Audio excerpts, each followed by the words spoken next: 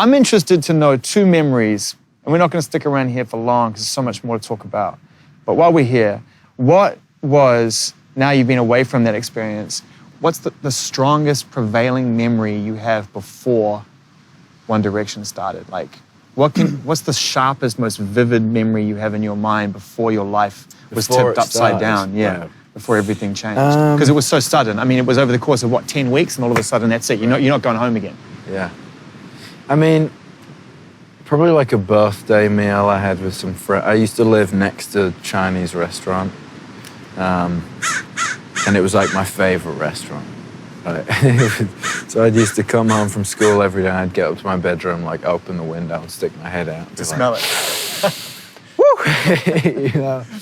And that was like where I went for my birthday meals.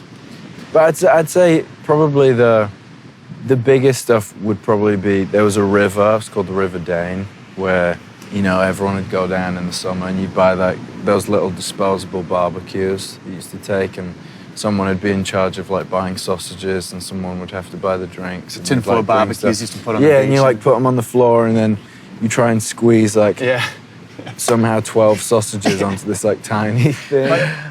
Okay, what's the one prevailing memory you have today of that? Was it 4 years? 5. 5 years? Yeah. What's one that really jumps out?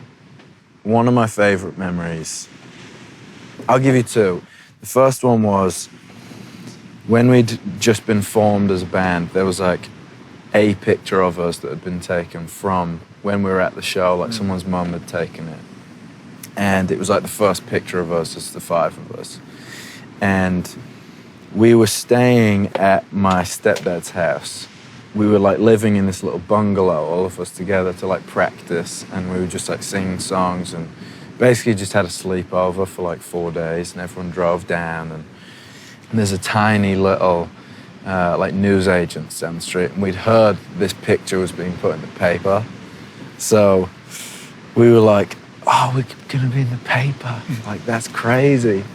So the 5 of us left this little bungalow and walked down to the newsagents and got the paper, and then came back and had breakfast, and we're all just sitting, staring at the paper and passing around the paper, and we're like, let me see it again, let me see it again.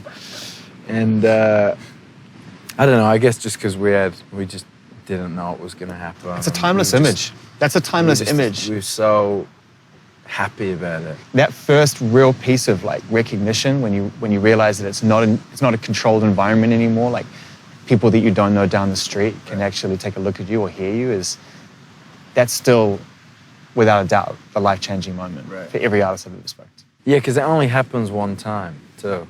Oh, after that, everything kind of changes.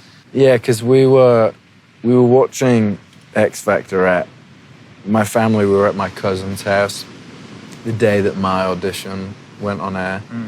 And, we watched it and we're like, oh my God, that's crazy.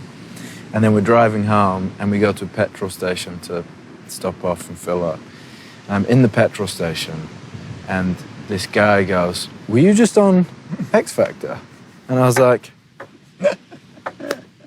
yes, I was.